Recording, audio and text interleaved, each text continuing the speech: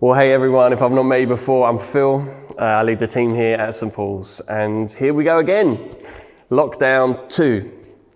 If you're tuning in from overseas or have somehow managed to miss the news, a fresh framework of restrictions have been announced as we battle the threat of coronavirus. And from Thursday this week, the predominant message in England has been once again, stay home. I wonder how you're feeling. Yeah, for me, I feel increasingly grateful for the summer that we've had, for September and October and all the opportunities to gather in person, to party and to worship together. Yeah, it really has been such a gift, such an encouragement. I've loved being able to gather with so many of you again in the church building these past weeks, to see you and to pray with you in the flesh, even if some of that flesh has been hidden behind a sea of masks. Yeah, and for those of you that haven't been able to join us back on site, please know that you were missed. And it is with great sadness that we have now had to press pause on those live gatherings again. But I am so grateful that we can continue to gather digitally like this. Maybe this is the new normal, and we must continue to meet in any way that we can. But I'm not going to stand here today and try and pretend that it even comes close to the real thing. Standing shoulder to shoulder, singing out in worship together.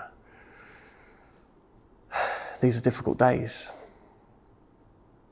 And I guess we're all probably feeling a bunch of different things right now. A mixture of sadness and disappointment, anxiety, perhaps relief for some of us who may feel we should have gone back into lockdown a long time ago.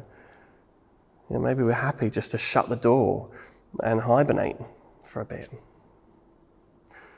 Or however you're feeling, we can all agree that this is a remarkable time of crisis, of challenge, and of concern. Threat abounds. And over the past months, as I've chatted with many of you, we've reflected on this, on the threat to our health.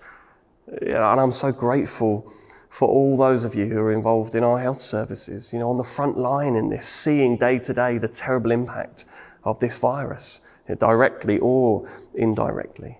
And for those of you who have experienced this sickness firsthand, we pray for God's continued comfort and healing. But we're also mindful of the threat to relationships, the impact of this time on marriages and family life, the huge challenges for parenting, of separation from loved ones, of isolation, of loss, and of increasingly polarized opinions that tear at the very fabric of community life across this nation, and in fact, the whole world. Our economy is under threat. We're beginning to see a new crisis of unemployment. When will it end? We don't know. Hey, I don't want to bum you out today, but I do want to be real. It sucks, and we can't hype our way out of this. Our way of life is under threat, and we need to be honest and acknowledge that, because it's as we acknowledge the threat, we can cry for help. Oh God, make speed to save us. Oh Lord, make haste to help us. If you've ever spent any time with the prayers of the Church of England, you'll be familiar with the first verse of Psalm 70. And whatever version of the Bible you might be used to looking at, it basically says, help, God, quickly.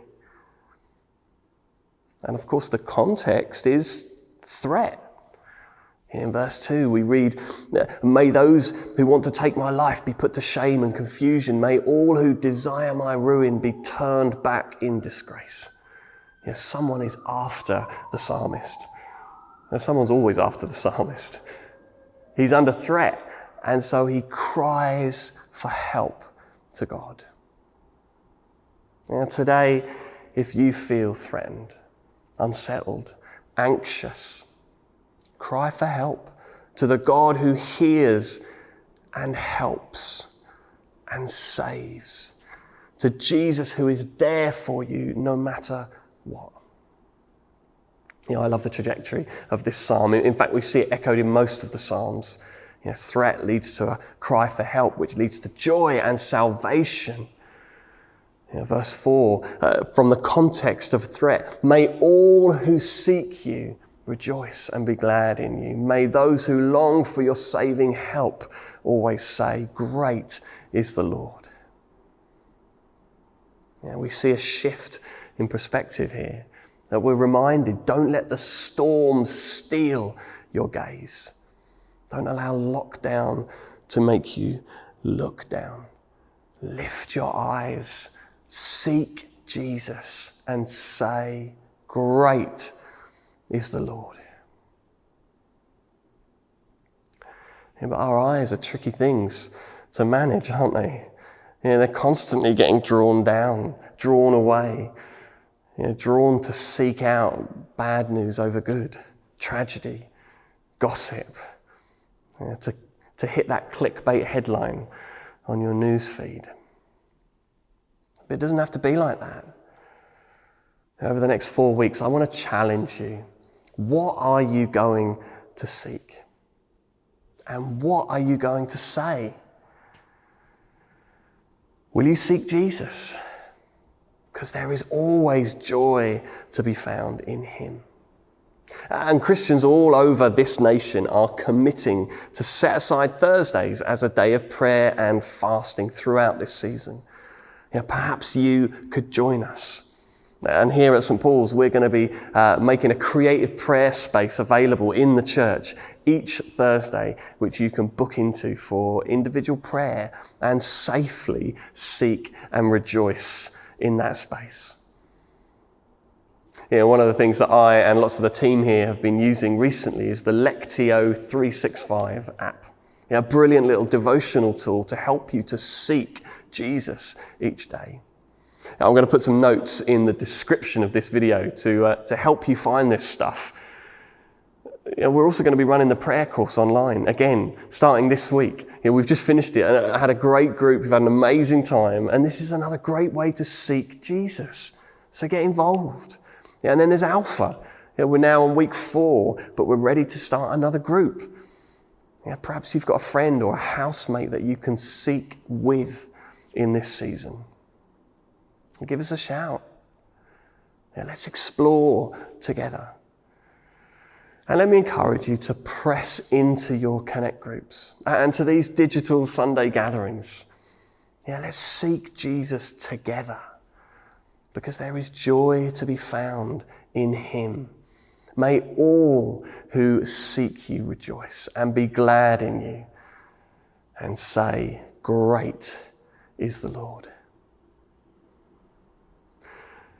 What are you going to choose to say this week? How are you going to use your words? We have many crises at the moment, and one of them is a crisis of communication, the threat of words. Increasingly, regardless of your politics or your state of mind in all of this, polarized opinion, anger and disdain are just being lobbed around carelessly, online and offline, like destructive little bombs. James was right. The tongue is a fire. It can corrupt the whole body, and it sets the whole course of one's life on fire. Where our tongues go, our eyes and our hearts follow. So what are you going to choose to say this week and in the weeks to come? Can we commit to focusing our words on praise?